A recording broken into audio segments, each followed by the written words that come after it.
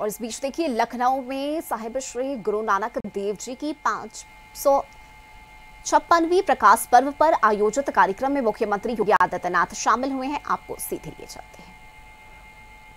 बाबर जैसे विदेशी आक्रांता की बर्बरता को झेल रहा था, आस्था पर प्रहार किया जा रहा था, मंदिर तोड़े जा रहे थे,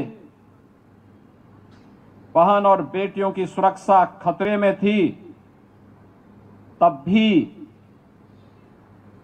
उस समय उस कालखंड में एक उच्च कोटि का आध्यात्मिक महापुरुष बिना किसी भय के, बिना किसी दबाव के,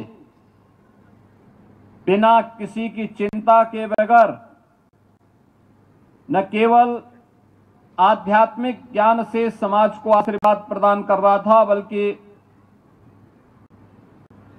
समाज संगठन और समाज के प्रत्येक तबके के लिए उस समय उनका जो निर्देश था, जो मार्गदर्शन था, मिल बांट करके खाओ, गरीबों को अन्नदान करो, यात्रा करने के जो उनके आदेश थे, आज भी इसके दर्शन हमें पवित्र गुरुद्वारों में देखने को मिलता है। आप याद करिए कितने उच्च कोटि के आध्यात्मिक महापुरुष थे।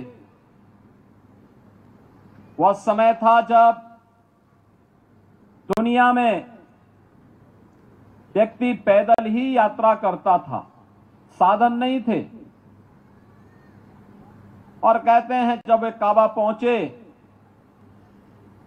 तो वहां पर वे आराम कर रहे थे।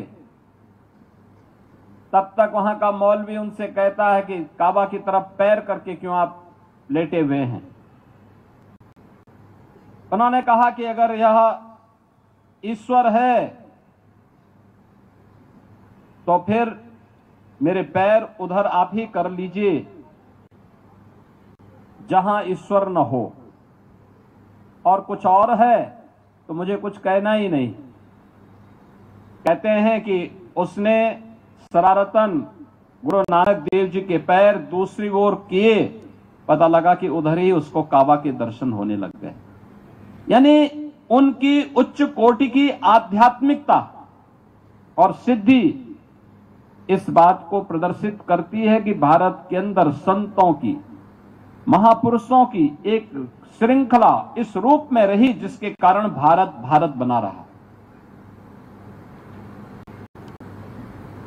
जब उस समय विदेशी आक्रांताओं से देश थरथरा करके कांप रहा था, तमाम राजे रजवाड़े